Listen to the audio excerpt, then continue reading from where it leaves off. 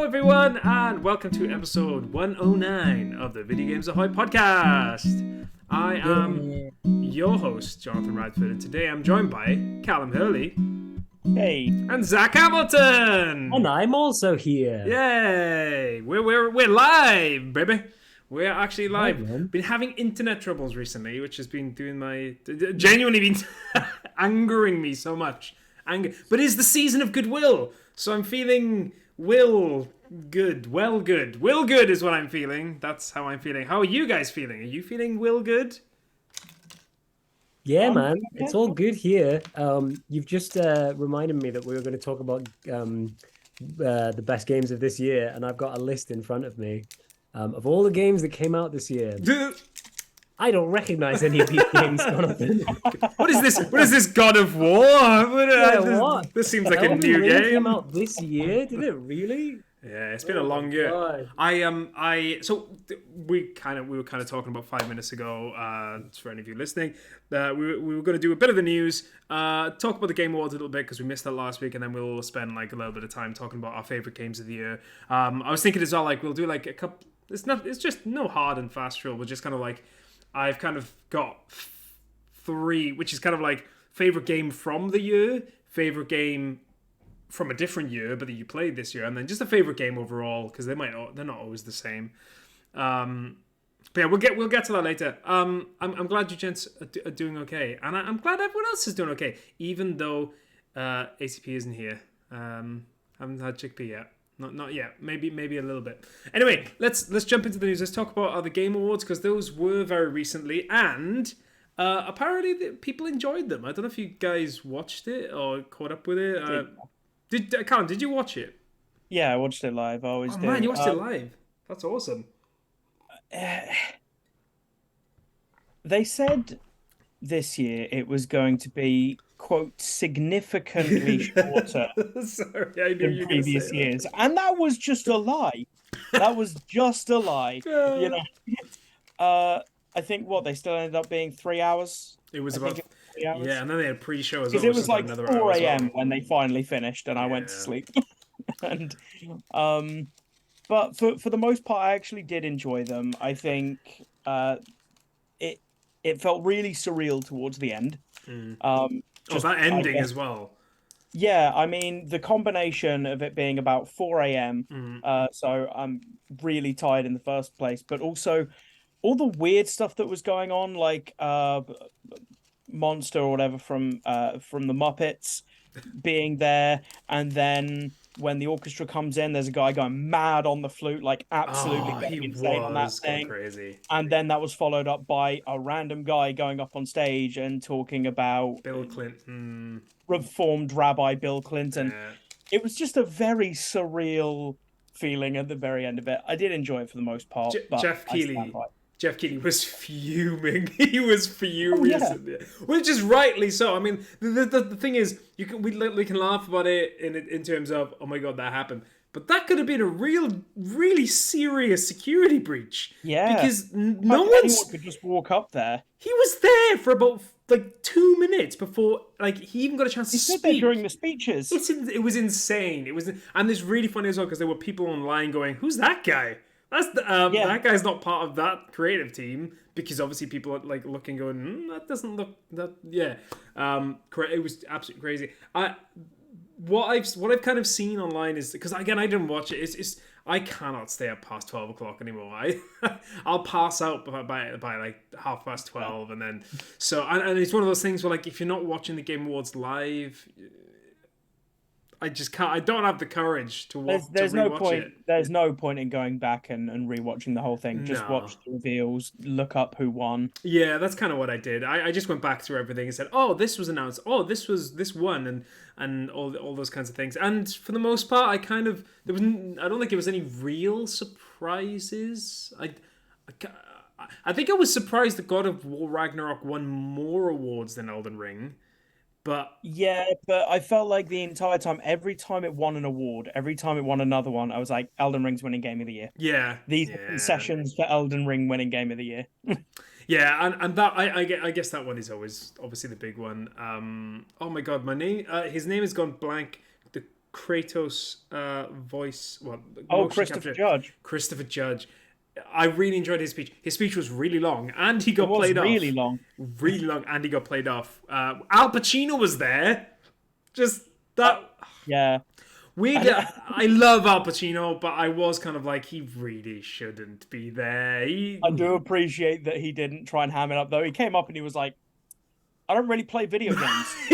but he came on, and even before then, he came. I can't read. I don't know what it's saying in front of me. And then he's like, I don't play video games. And it's like this whole thing. It's just like, just be Al Pacino. It's amazing. But there was a part of me that was like, they don't.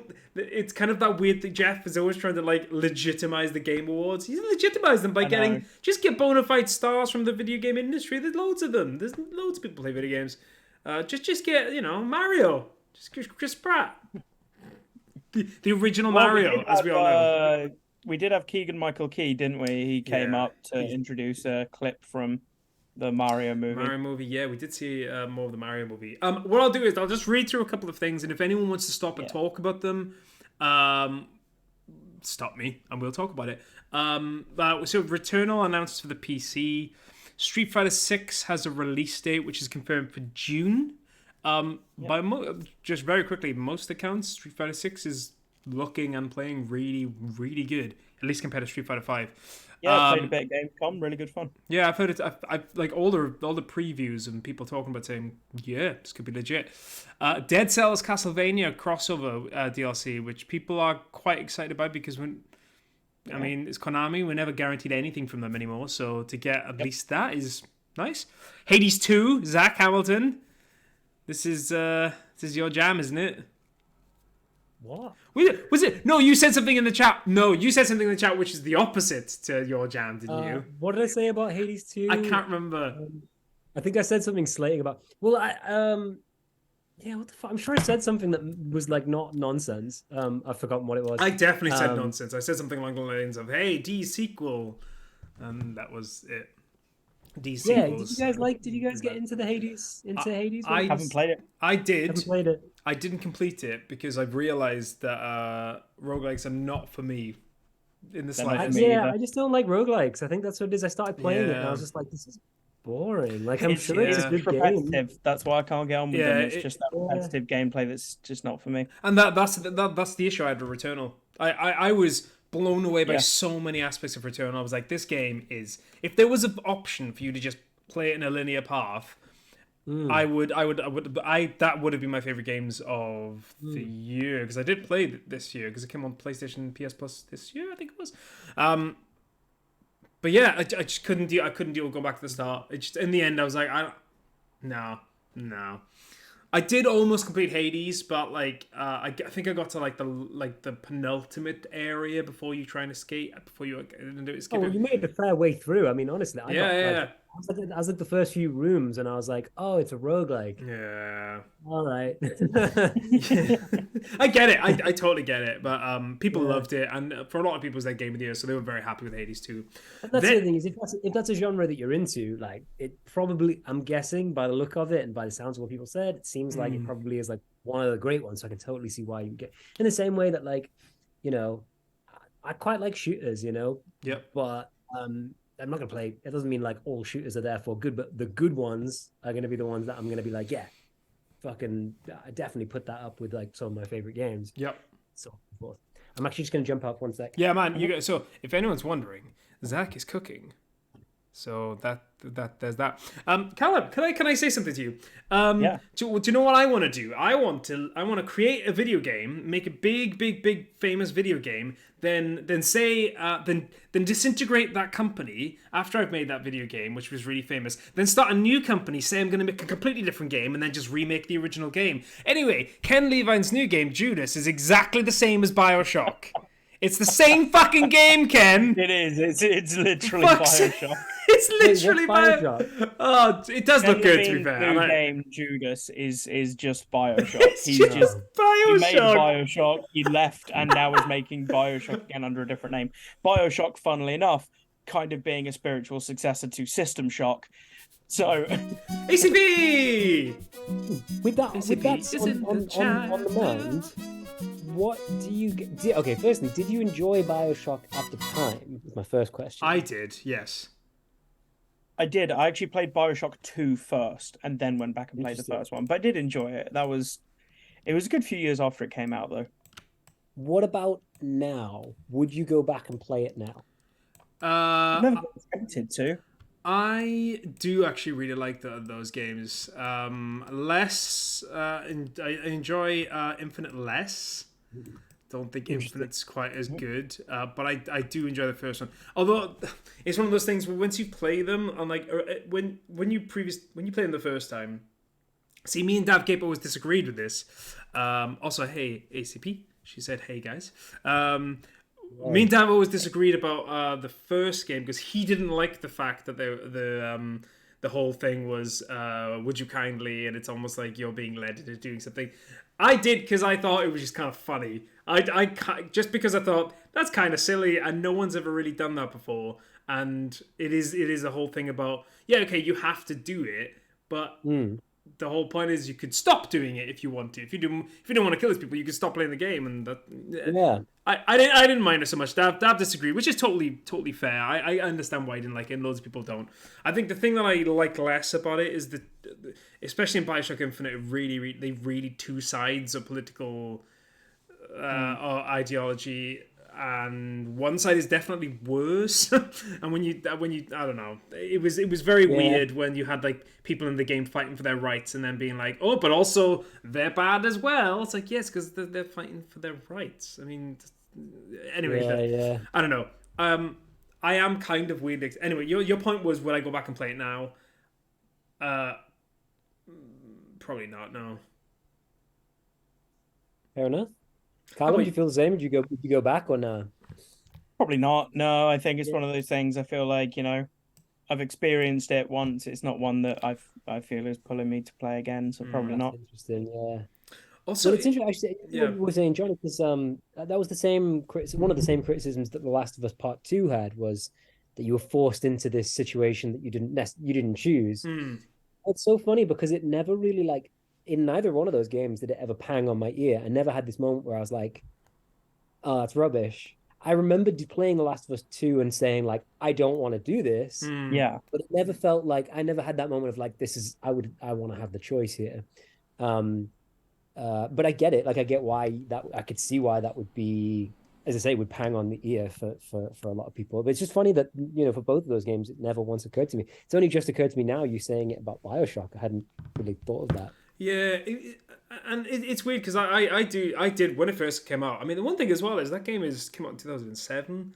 It's an old game. Like, it's like playing Uncharted 1 now. I mean, when it came out at the time, it did a lot of cool things, but I don't think it stands up as well now, which is, it has been proved by all the times people on this channel have played that game. And hated it. Anyway, let's move on. But Judas, new BioShock is Judas. Then we had a really sad moment, which is Kevin Conroy will play Batman for the final time in Suicide Squad: Kill the Justice League. I am really excited for that game. I think that game's gonna be awesome. Then we had Bayonetta prequel. Bayonetta Origins. Yeah, that was something that just came out. I think it looks kind of cool. It looks totally different from the current Bayonetta games, but I'm down for that. I love it when a franchise expands a little bit, tries new things. Yeah, I'm not. I still need to play 3, but I just haven't got around to it. There's been so many other games. Same. I'll wait until the price drops. Well, then again, with the Switch, if it does drop. But those types of games will go on sale at some point. It'll be like 30 quid. And I'll pick it up. Then we had Last of Us Part 1 go to the PC. That's a really quick turnaround. Really, really, really, really quick. Because normally it takes like a good while before they go on PC. But yeah, Last of Us Part 1 on PC in March. Then Star Wars Jedi Survivor. Callum, did you play the first game? I actually still haven't yet. It's on my backlog, but yeah, haven't played it yet. Zach, did you play the first game? I didn't. Because Dav is the only other person I know. Dav Gape is the only other person I know who played the first game, and we have again very differing opinions of this game. Did you enjoy it? He loved it. Loved it. Like one of his favorite games of the year. I liked it.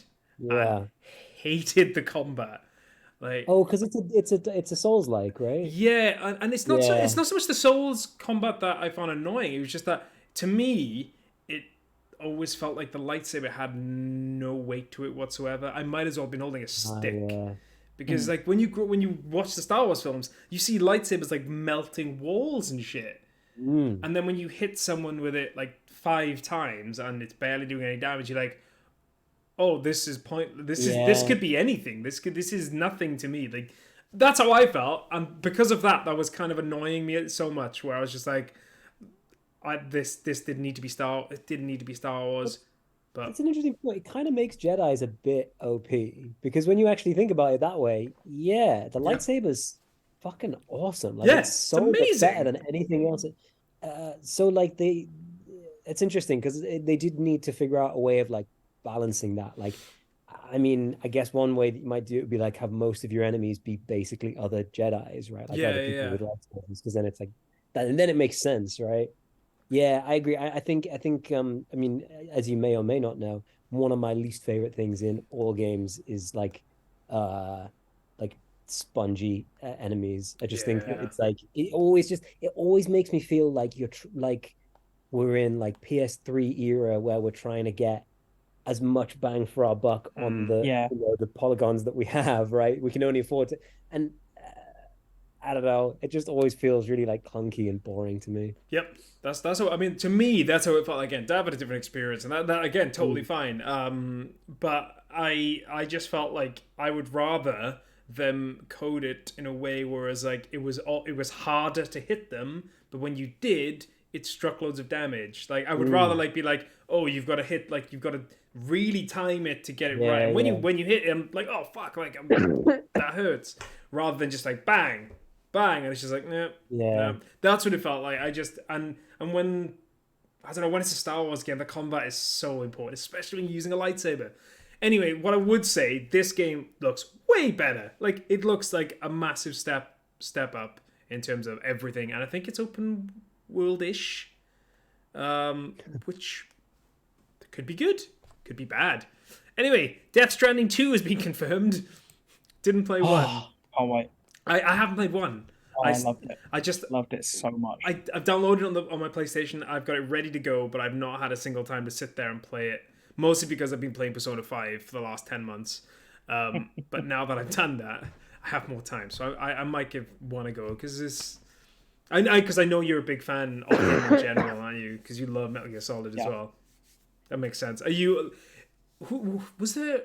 There's a movie coming out as well now, isn't there? They have also announced a Death Stranding movie, yeah. There we go. Which is interesting. Mm. So Kojima Productions is also going to be a movie studio. They're one of the studios making it. Um, yeah, what I will say for Death Stranding 1 is be a bit patient with it at the start if you can. Yeah. It Death Stranding is actually something, I was excited in the sense that I was excited to see what Kojima was going to do next, but I was really not sure on it before launch. Like the gameplay had not sold me at all. I Mm. was very much in the what's this walking simulator delivery game? Yeah. Like this kind of feels like a weird direction. What interested me about it was entirely just the world Yeah. and all the weird making sense of any of it. Mm. And so I did pick it up on day one, and for the first couple of hours, it does feel a bit slow. But once you do start getting into the story, and actually, the gameplay is actually not bad. It Mm. is, I mean, it is a fairly chill one for the most part.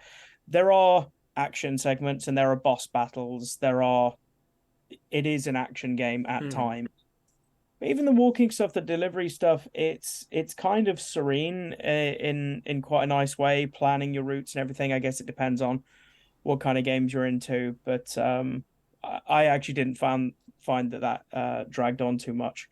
I thought the story was great, the world building was great. I'm really excited to see where it goes next. So this was awesome for me. Yeah, I do want to give it a go because so many people say it's good and it's Kojima and he's made so many brilliant games in the past that I just didn't have a chance to play it at the time, and I haven't. It's always been on the back burner, and I do want to give it a go, even if it's only like 10 hours or something. I want to at least experience, be like, okay, this is the game This is what it is. Yeah. Okay. Well, let me skip through because we've got quite a few left. I want to skip through a few. New Tekken 8 gameplay trailers released. Love a bit of Tekken. Horizon Forbidden West Burning Shores DLC was announced and only specific to the I guess PS5 and Xbox. That generation. Those two. It's not on the old ones. Don't try and play on your PS4. It's only on the Xbox Series X, S. No wait. Sorry, it's not on the Xbox Series S. It's just on the PS5. It's just on the PS5. I don't know why I keep saying that. I didn't actually know that. Yeah, it's only on the PS5. It's not on PS4. Which is interesting because it's DLC that a load of people will not be able to buy. I mean, realistically, I feel like that should have been the case with the game. I agree. But I would say if they made the decision to release on PS4, they really should be committing to it. That's a shame. They've done some weird things with this game, because if you remember when they initially announced that you'd be able to upgrade for free, and then because it got delayed, no, I think something happened. There was a delay. It was the other way round. Horizon was going to be, you were going to have to pay the $10 upgrade fee. People kind of kicked off about it. That was true for another game as well. I can't remember what other. I think it was Miles Morales as well. People kicked off about it and they said, okay, we'll do free upgrades for the next couple of games. But these are the only ones it'll be for after that. And I believe God of War is the first one where you have to pay to upgrade. Sorry, I just noticed because Davy G's in the chat. Hey, Dav! We're just talking about you. We're just talking about Star Wars Jedi Survivor being announced and Bioshock as well, because I know we had a conversation about that before.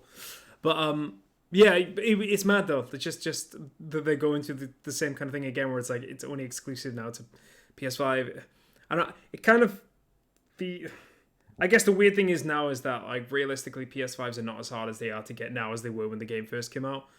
They're really quite easy. They're kind of everywhere at the moment. Yeah, I've seen them quite readily, at least here in the UK. In the UK, one right now. Yeah, it's a lot easier to get a hold of one now than it was.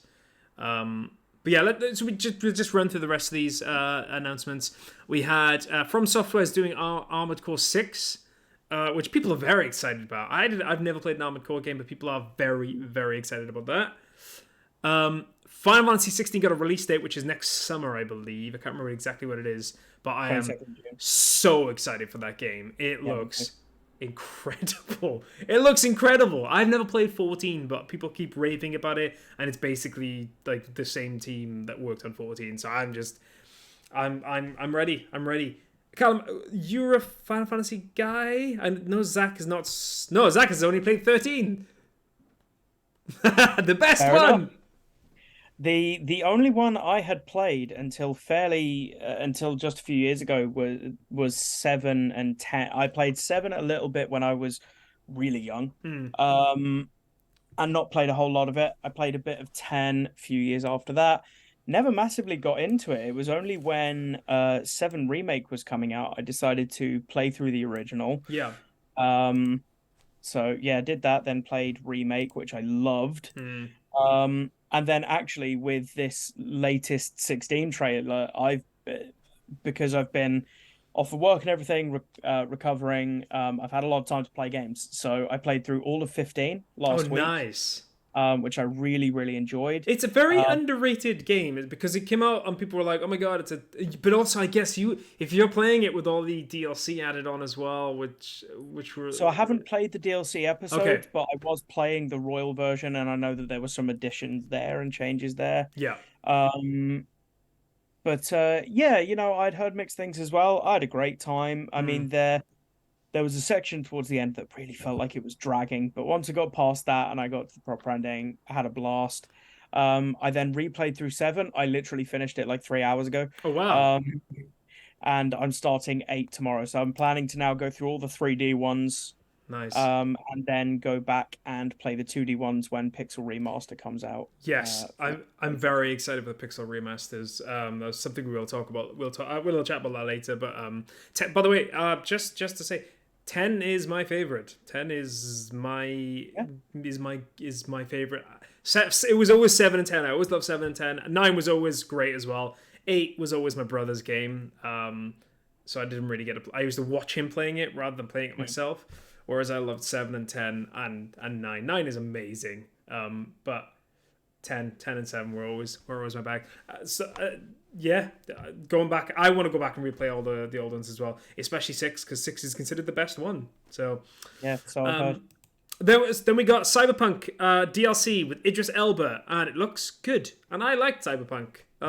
I guess I was fortunate enough to play it on the PS5, so I didn't have as much jank as anyone playing on the PS4. Unfortunately, like one of my friends, Jamie Williams, who did play on the PS4 and took it back because he couldn't get past the first hour.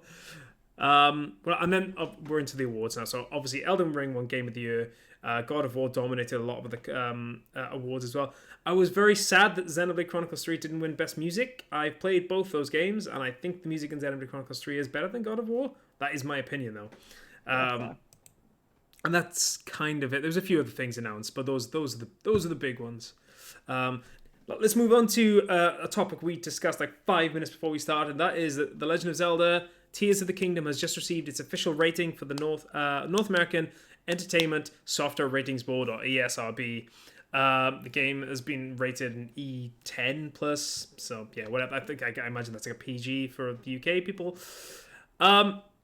This doesn't seem like a big deal in terms of every game gets this, but the game doesn't really get it until it's almost pretty much ready. So Callum mentioned before we started that they can't really change much after the game's been rated because they'd have to apply to have it done again. So when do we? They dated it for May, right? Is it May? 12th of May. 12th of May. There we go. So they've got basically 6 months of playtesting and fixing bugs, which is I'm totally fine with. if that game is gonna sell like that, I don't think that game will be the best selling game on Switch, but that game will sell like just crazy. I think it might outsell the first. Actually, well, that's a question for you. Do you think it'll outsell the first one? No, and the only reason I don't think it will is because when the Switch came out, Breath of the Wild was one of the only games you could buy for it. For a solid like 4 or 5 months, I remember seeing in headlines at the time that Switch hardware and Breath of the Wild sales were pretty much one to one. Yeah. So everyone buying a Switch was buying that game. Yeah. Even if you didn't like it, you still had it because it was the only game to buy. So that's a good point. And you know, that was the case for a good chunk of the year, which was a good few million. And I think on top of that, it's continued selling quite well over the years. I don't know. I feel like that game hit the cultural zeitgeist in a way that I'm not sure any sequel to it can, no matter how good. Yep, especially for a Zelda game. It's if you take that game away, the next best-selling Zelda game, I think, is Twilight Princess on 10 million. So it's a significant. It's like sold 3 times as much as the next best. 3 or 4 times more. It's insane. So it is. That's a really good. As soon as I said it, I was like, no, actually, I don't, because you're right. The Switch was like, oh my god, I want to Switch, and the only game I can get is this, and it's not going to be in that position again. But I am very excited nonetheless. I have a question about it. Go, Zach. For you both. Is there any chance at all that it's shit? Nah. No chance. 0%. I don't because even if it basically just follows the previous game was so good. It might not be as good. There's a big chance it's not as good. Mm-hmm. But I don't know. I just trust. You don't think it could be? I just trust Aonuma, to be completely honest. He knew with Breath of the Wild that like they needed an extra 2 years on it to make what they needed to make. And from what I know we haven't seen much, but I really like where they could go with the gameplay, like the whole like going up into the clouds. I love that we haven't seen anything from it. I love that we've got like a little bit of clips, but like not really. Yeah, I agree. I think the worst case scenario I could really imagine is like a 5 out of 10, and that's a situation where the game is basically a Breath of the Wild copy paste in terms of gameplay, and technically is performing horribly. Yeah. Those two things combined, I think I really think that is the worst case scenario we're looking at, and I still think it would probably get like 5s in that situation. Mm-hmm. at worst. Yeah, I think, but even then, like Zelda, I like even some of the theoretical stinkers in the Zelda back catalog, like stuff like Skyward Sword, which people proclaim to hate, it's still got like a 90 on Metacritic. So I just don't think it's gonna, even if it's not as good as Breath of the Wild, I still think it's gonna score really well because people, I think there's the other thing is, are there any Zelda games that are really score badly? The worst one is the worst scored Zelda game on Metacritic, I believe, or game rankings. I think would to go that far back. I think it's like a 79, and I think it's for Zelda 2. Yeah, I was gonna say it's probably Zelda 2 because that was the weird platformer. Yeah, even like Zelda 2 is pretty good. So like the Triforce, right. so Dav mentioned Triforce Heroes. I think though, I think those ones are. I don't think they are really considered part of the main. I was going to say there are definitely lower rated spin-offs. Triforce Heroes did not do that. I think this. I think it's a spin-off. It's like but at the same time, they didn't do very well. But like the main games would like the mainline games. Yeah, I think the lowest one is Zelda 2. We're not counting like Link's crossbow training. You know, yeah, that's exactly. I mean, it's unfair to we're all waiting on Link's crossbow training too, guys. Yeah, it's unfair to include that as well because it would clearly be the best one. So there's. I didn't see that coming, sneaky boy. Sneaky boy. But yeah, I'm so excited. We'll talk about because we did predictions last of this January. We're still in the same year. We'll talk predictions next month when we do when we look back at the last year. But I think one of my predictions was 2022 is going to be a year of amazing games, loads of amazing games, and about a month later, all of them got pushed out into next year. Yeah. Breath of the Wild, one of them. Starfield wasn't long after that as well. But yeah, Legend of Zelda: Tears of the Kingdom. Excited, very excited. Callum mentioned it already. We'll quickly talk about it because there is a conversation around it as well. Final Fantasy's Pixel remasters officially come to the Switch and PlayStation 4. Square Enix announced. Great, awesome. It's gonna be like 60 quid. They're very expensive for the whole pack. Limited physical edition. So you can download them. I guess they might be cheaper if they're only digital, and you can buy them individually as well. But the limited physical edition was $75, and then there was a collector's edition, which is $260, which was quite pricey indeed. But what you get with is the Final Fantasy 1-6 collection, the ones that were remade for Steam last year. They are going to change the text. If you were worried at all, Callum specifically, I don't know if you read up about the text. That's good to know. Yeah, I presume you mean the font. Yeah, the font. Yeah. Sorry, the font. There's there was a lot of complaints about the font in the Steam versions. Apparently, they're going to change them because I think I can't even remember which one they used, but it's funny. The font is hilarious because it looks like someone's just gone on like Microsoft Word and just used that. Right. But yeah, so the collector's edition comes with loads of things, but realistically, it's the 6 games remade, and I am really excited to play 6. The thing I'm really interested about though is they already remade 3 and 4 for the DS. I think it was the DS, and they remade them in like 3D graphics. I kind of want to play those ones, even though they're not apparently they're not as good. I kind of want to play those ones because they are on Steam and mobile as well. Are they? For an easy way to play those, But a large reason that happened is just because, particularly for 4, it might be 3 as well, but I'm pretty sure it's just 4. That 3D remake on DS was actually the first official version of 4 in English. That's mad. They had never released it in English. I mean, Final Fantasy VII was the first Final Fantasy to ever come here to Europe and the UK. We didn't get any of the previous ones on NES or SNES. Yeah, because 6 was like 2 in America. Because America had, I think America had 3. There we are. So the 6 wasn't 6 in America. It was and it was if I remember rightly, Final Fantasy 1 did come over to America and was Final Fantasy. 2 didn't. 3 did, but it was Final Fantasy 2 in America because they hadn't released 2, and then they didn't bring 4 or 5 over, so 6 became Final Fantasy 3. Yeah. it's kind of, it's always funny when that happens. You just get it and you're like, oh, which one is this? But yeah, it's mad. It must be. I'm excited for the Pixel remaster. I'm very upset about how quickly the physical edition sold out, though. I know it's expensive, but I would have got it. I'm very much I like my games on my shelf, particularly ones that I'm particularly into, and I'm really getting into FF at the moment. Yep. But it literally sold out in minutes, even the regular edition, and it's a Square Enix store exclusive, so we're not looking at it going on sale anywhere else. Yep. I hope they change their minds on it because it was clearly a really low quantity. It did look like what came with it was very, very cool. And I don't know. Even just the one that's just the game, though, even not just the collector's edition, the one that's just the cartridge or disc. Yeah, but I mean, saying that, I mean, like, I scoffed at the fact you're paying 60 quid. You are still paying for 6 games in theory. So if you're paying £10 per game, really, if you're just buying the limited physical edition one. So I mean. Yeah, I think it's something I've kind of gotten used to with Square Enix. If you go on either the App Store or the Google Play Store and look at all the Final Fantasy games listed individually on there, they're all like £15 each. Yeah, classic.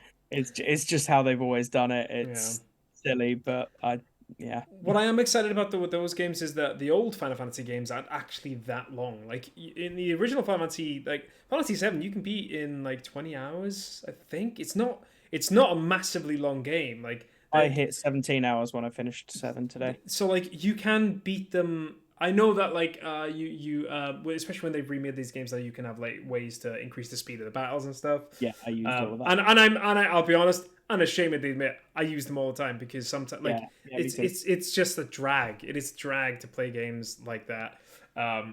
But yeah, they're not particularly long, so like you could probably get through all of them quite quickly. I mean, like, geez, it took me like 90 hours to beat Persona 5. I could probably beat all 6 of those games in that time.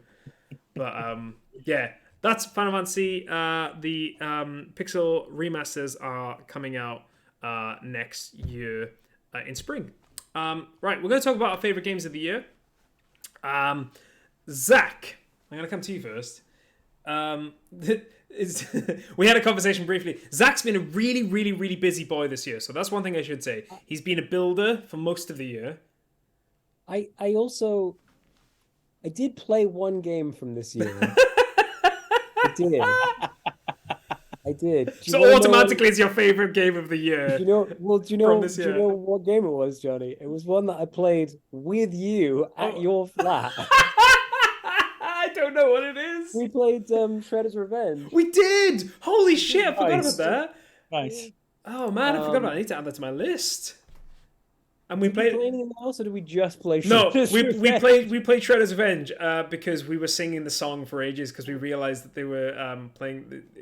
We were singing. Honestly, I'm just. You know what it is? I've not been at the flat. No, that's fair all enough. this year. And that's where all my consoles are. I have gone back and been able to play like the odd game, but it's whatever's on Game Pass because it's just like I can just quickly get into it and then I mean, do you have a favorite game? Because basically, I was going to mention 3 kind of things. I was going to talk about my favorite game of the year in general, my favorite game from this year, and then favorite game from another year. Those are the 3 kind of things. We don't have to do that if you want to. A couple of things. I can talk about a couple of things. I mean, one of the things you have played a few games. I got back to have a go. I got a chance to have a go of Halo Infinite recently, which I think maybe I mentioned, but they've rejigged a lot of the multiplayer for Halo Infinite over the last few months.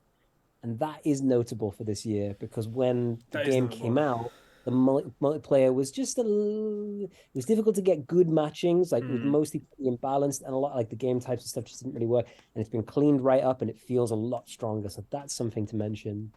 And also, as you know, I am a big fan of Pokemon Competitive, and with Scarlet and Violet coming out, the competitive has completely shifted because they got all new Pokemon and all new moves and stuff, and that's also really, really good this time around.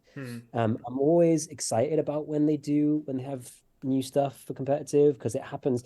It's what's so interesting about it is even if like one single new move comes in, it can just like bulldoze the way that the game is played, and that's awesome.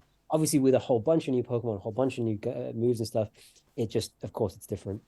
And they've come up with some cool gimmicks and fun ideas and stuff. And I got in nice and early, so I got a chance to like muck around with some of the ideas before everyone had figured out all the best stuff. Because once people have figured out the best stuff, that's just what everyone uses, and then it's like there's a little bit less creativity and stuff. That's fine, nothing wrong with that. But it was nice for me to jump into that. But incidentally, yeah, if anyone's ever interested in getting into competitive, now's the time to do it because it's all new and there's all interesting stuff going on. And particularly if you've enjoyed Scarlet and Violet. Yeah, it's a safer game this year. I was going to say, do you think this will be the last year that you are Switchless? I don't know, man. Do you think you'll pick one up for the Breath of the Wild? Well, see, yeah, probably. I was going to get one over the summer and then my roof came off in my flat, so I had to pay for my roof. Oh my God.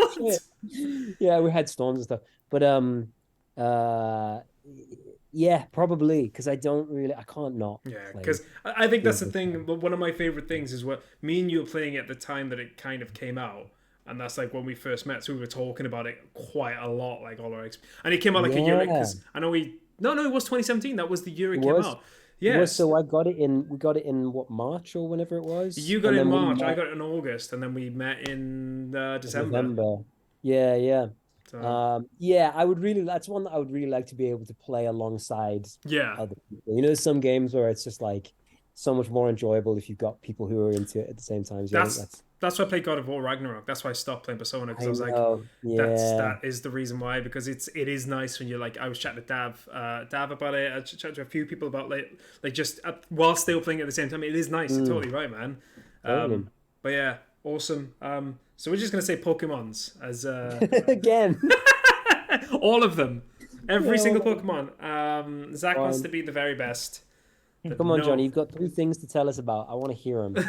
Well, I was going to ask Callum, because this is Callum's first time talking about his favourite games. So Callum, again, you don't have to stick to my rules. That these are just kind of like the 3 that I was going to kind of say, which is just from the year, from another year, and just in general, because like sometimes it's a game you played this year, which is actually not from this year, which is favourite. Favorite game I played this year is actually also from this year. It's Pokemon Legends Arceus. I also loved Scarlet and Violet. I've also put so far about 130 hours in there. Wow. But Legends Arceus was it very much spoke to me. I mean, I've always been a huge Pokemon fanboy in the first place, but I really enjoyed the added kind of action RPG elements, and it was the right length for me, you know. So I did 2 playthroughs, and the first one I stopped around 60 hours, and the next one I did about 120. But the 60 hours is sort of the completion time in terms of catching all of the Pokemon. I appreciated that was an actual task, like it's something you actually had to do to complete the game, rather than just kind of a thing it lets you do at the end with a tiny little reward of a shiny charm at the end. It was a little more story focused, which I really appreciated. I think it was a fun take on the whole remake thing they've been doing for a while. I'm a firm believer that this was originally planned to be made instead of Diamond and Pearl remakes, and they decided to outsource Diamond and Pearl remakes on a ridiculously low budget because people wanted them. I didn't know Arceus got delayed. Well, not delayed. It got moved. Apparently, it wasn't supposed to be this year. It was supposed to be last year, which is really interesting. I mean, it wouldn't surprise me, given that obviously we ended up getting 2 mainline games in one year. And you know, as I say, I do think Brilliant Diamond Shining Pearl weren't planned for a good while, and I think they only did it for fan demand. But yeah, Legends Arceus was exactly my kind of game. I managed to 100% it, which it's the only Pokemon game I've ever done so. Oh, literally every side quest done, everything. Loved it. I'll say then as an honorable mention, because that was my favorite game of the year, and that I played this year, I'd say as an honorable mention, God of War Ragnarok is second. No, it sounds a little bit generic, but I loved it. I loved every second of it. It was such a phenomenal game. I was worried that it was going to be a bit too similar to the first one. That ended up not really being an issue for me. Same. Gameplay was very similar, but the gameplay was fantastic in the first one. I thought it was better. I thought it was better than 1. had a wider variety of environments, which I appreciated because you got to go to all the realms. I thought the story was fantastic. I just had a great time with it. Yeah. And then I've managed to play a lot more this year than I have done in previous years, and part of that is just because of my back issue. I've not been able to actually go out and do as much and not been able to play as much VR stuff. But yeah, I mentioned playing a lot of Final Fantasy at the moment, which I've enjoyed. I played through Sonic Frontiers, which I thought was actually surprisingly good. I had a grand time with that, in spite of its surprisingly horrific performance issues. Yeah. Even on PS5, insane. But yeah, I think it's been a pretty good year for games. It's not one of those banger years where it felt like hit after hit after hit, but I think there are enough surprisingly great games that made for a good year. I didn't really have a point of the year where I was like, I've not really got anything to play. There was always something to play. It might not be like the big AAA beefy, games. It was still, there was something. Like I wrote a list down of like not all the games I played, but the ones that really like jumped out of me. God of War was obviously one of them. Zelda Chronicles 3, Stray. I really enjoyed Stray. I actually really liked Stray. I didn't think it was like amazing, but I did really like the story. I was really emotional. I was really emotional finishing that game, like just because everyone, like, you're just a little cat helping everyone, and then everyone is so scared of you, and then the fact that you're helping them, it's like, oh, okay, we'll help you back, and I thought it was a really lovely story. What else? Kirby. Probably the best. Incredible. I loved Kirby. Kirby was awesome. So much fun. I love playing that with Rosie. Again, going through this whole year, Persona 5 I played, and I've been waiting years to play Persona 5. Genuinely, it's when it was on PlayStation Plus, all those years ago, I was like, I'm not going to play it now because eventually it'll come to Switch. And I was a bit nervous that it would never come to the Switch and I'd have to play on the PlayStation 5, but amazing. I played Wolfenstein New Order. And I mentioned that because I remember speaking to Dav about it quite a lot, and it plays like a 360 game, so like it still has those like I was definitely playing a 360 game. I think that's the one thing I would say. It definitely plays like that. What did you play it on? Played it on my Xbox Series X. Okay. But like, it didn't like it wasn't. I don't know. For me, when it comes to playing old games like that, I don't really get that annoyed with it. I'm just like, I can't do anything about it. If I'm going to play this game, I have to accept that like it does some things that are slightly outdated now, but still really enjoyed. I had a massive Resident Evil run this year. Completed 3 for the first time, 7 where I shit my pants on more than one occasion, and 8, which I loved. I loved 8. I need to finish the DLC for 8 because when I played 8, I got literally I think the same week Persona 5 came out and I started playing that, so I need to go back and replay the DLC for Resident Evil 8. And then 2 games that jumped out at me that I played at the start of this year and I completely forgot about was It Takes Two. Played that in January last year with Rosie and I loved it. And the Uncharted collection, which was Uncharted 4 and the I can't remember what it's called. Lost Legacy, yeah. So it's essentially 5, but not really 5. And also Horizon Forbidden West. Keep forgetting that I played that. Is it bad that I played a big beefy AAA game that was exclusive and I completely forget that it came out and it was completely fine? Honestly, I think there was a lot of that this year with Horizon. Sorry, Zach. No, you're right. I was going to say, did you play the original? I did, yeah. And I enjoyed the original. My guess is that you probably already played the second one before you played the second one. I didn't play it, but was it any different? There were a few differences, and I think it's a better game, but it was pretty much the same thing. And like, there's one of those weird things as well that like, they wrapped up a lot of things in a nice little package, and then they kind of like, oh shit, and they had to kind of unwrap them a little bit, and it was just like, oh, so you kind of saved the world, but then you didn't, and it's just like, I don't know. I still really enjoyed it, but it was the 3 games I'll mention specifically that I've kind of stuck with me this year. Callum mentioned one, God of War. That I for about a week after finishing that game, I couldn't stop thinking about it. All I could think about was that game, the story, the music, everything else. I loved it, and just no shame, because I know it's a big AAA game, and I know sometimes those get like a bad rep in terms of like that's all some people play, but like I loved it. I thought it was awesome. And then the two JRPGs that took up most of my year, which are Xenoblade Chronicles 3 and Persona 5.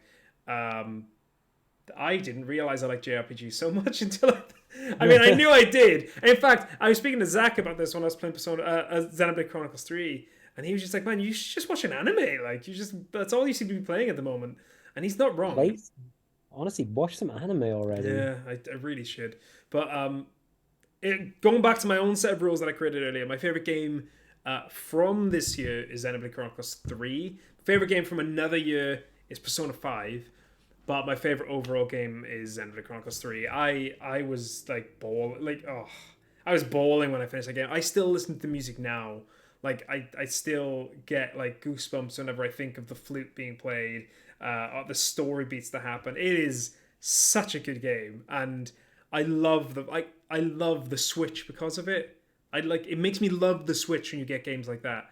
Like when you get games you want to put like 100 hours into it, and which I never do on any other console because you could just never guarantee I'll be able to sit still for like that amount of time. But on the Switch, you sit anywhere else, and I don't know, it's just perfect.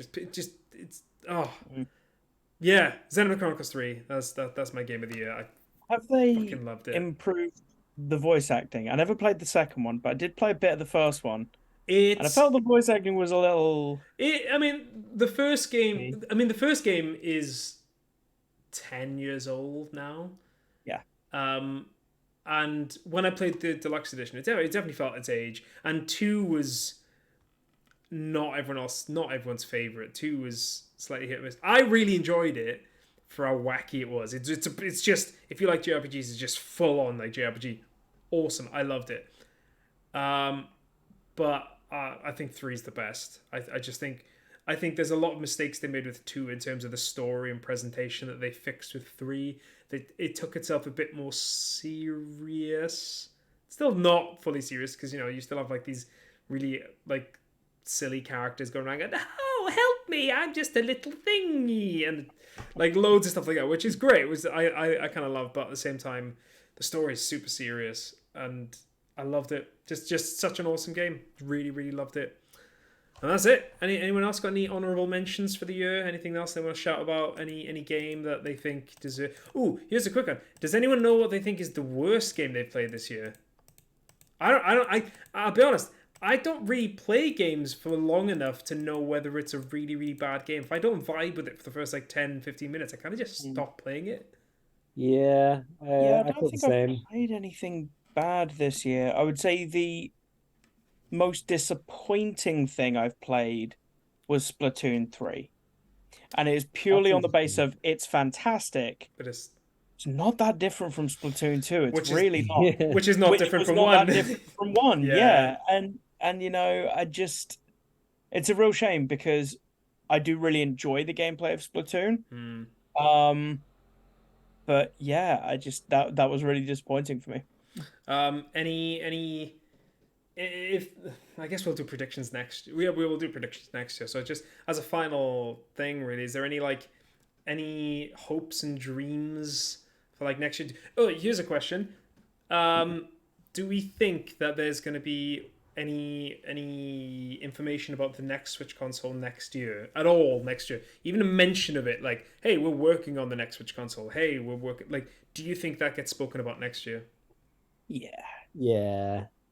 I think they have to now. I think it's time, it in 3 months it will have been 6 years, which is fairly standard life cycle to start talking about a new console. They started talking about PlayStation 5 in 2019, which was 6 years after the PS4 launched in 2013, and it was the same the year before. But it's tough. I feel like they're not going to announce it too early, though. I feel like it'll be the kind of thing that we'll hear about it at the very tail end of the year. And it'll be like a either late 2023 launch or an early 2024 launch. Yeah. I think March 2024 feels about right because that'll be 7 years after the first one. And I think... Yeah, I don't know. It worked so well for them the last time. I don't think they'll change much. I don't think they'll change much. I think it's just going to be a better version of the Switch because they've landed onto something that works. They actually made a comment the other day. I didn't see exactly who in Nintendo made the comment, but they were asked in a magazine interview about the successor, and the main thing they said was that they want to essentially avoid a repeat of the Wii U situation, which makes me feel like it is going to be Switch 2. I mean, in terms of what they'll actually call it, I have no idea. Yeah. But I do think they're not going to go as drastically different as they have done from the transition from GameCube to Wii. I agree. Wii, Switch. I completely agree. I think like the best thing and the worst thing with Nintendo is sometimes they really want to they like to. I mean, it wasn't the Wii originally called the Revolution. That is the thing. Like they like to revolutionize all the consoles. They like to do something completely off the wall and crazy every time. And sometimes it works and sometimes it doesn't. I mean, yeah. I just give a Switch 2. Just give a Switch 2. Dav is in the chat mentioning a couple of things I'll just talk about really quickly. He mentioned that WWE 2K was the worst game he played this year. I would disagree and also agree. He's not wrong because that game was buggy as hell. Like, it corrupted one of his save files. It's worthy of being called the worst game of the year if your file save gets corrupted, although I did enjoy playing it. Localizing JRPGs to English is so tricky for dialogue. Everyone seems to like they're talking super slow because it needs to fit in the same time slot. It's a good point. True. I reckon they launched the next Switch with the 3D Mario in 2024. It is bonkers to me that the only 3D Mario game we've had this generation, other than the expanded Bowser's Fury, which was awesome, by the way, was Odyssey, and that was 2017. Yeah, crazy. That is kind of the thing, though. You know, Super Mario 64, Sunshine, then on the GameCube. Although we did get 2 Galaxies. We did get 2 Galaxies. We did. But then that made up for the fact that we didn't really get one on the Wii U. We got 3D World, but that's a different kind of game. Yeah, it is. It feels more like it feels more like even though it's obviously not a 2D game, the fact that they put 3D World is not. It's kind of making you think that it's a 2D game. Yeah, or at least part of that collection of games. Yeah, Odyssey was clearly meant to be a Wii U game. I feel like all of those Switch launch games were meant to be Wii U games. And they gave up. Oh my god! And I just thought of a great way to end the show, because we're gonna end the show now. You wish you America. That doesn't work. That's fine. It's fine. Wish we. I was gonna say we wish you. We wish you. We wish you. There we are. That's it. That's it. That's the end of the podcast.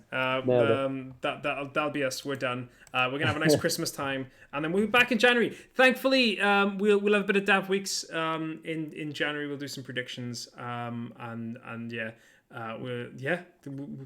be it. Boys, I hope you have a lovely Christmas. I hope it's your stockings are filled with all the gaming needs. And just very quickly, I got 2 games today. I got Mario & Rabbids is 30 quid, £29. I got that from Curry's. Picked that up today. Nice. Very happy. And I got Crisis Core as well for the Switch. And I played about... how did I not mention that? I played about half an hour of it. We can extend it really quickly. I've only played half an hour of it, and I love Final Fantasy VII. It is clunky as hell. Like, it is so heavy. Like, turning Zack is just... is insane. It's so 2008 or whenever that game came out. But I'm totally fine with it. And you get used to it. You know, I can't believe I didn't mention it when I was talking about after 15, before I replayed 7, I played through Crisis Core, and that's what made me want to replay 7. Crisis Core, yeah. I mean, don't get me wrong, it is so clearly still a PSP game. Yeah, that's literally what Dav Capers just said. Like, graphically, that's why I bought it on Switch. Great. What's odd, though, is they redid all the voice acting with the remake actors, which is great.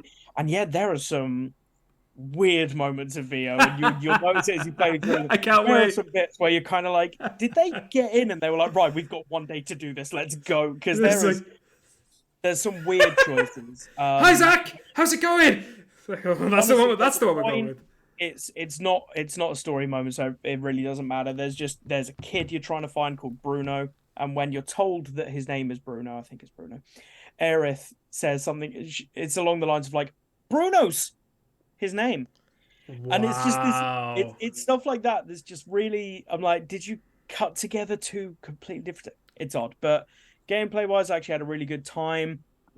you'll have stuck in your head for a long time now, activating combat and conflict resolved. Yeah, conflict resolved. Yep. You're gonna hear that every 2 minutes. But otherwise, it's great. The story's fantastic. The ending's beautiful. Yeah, the ending's great.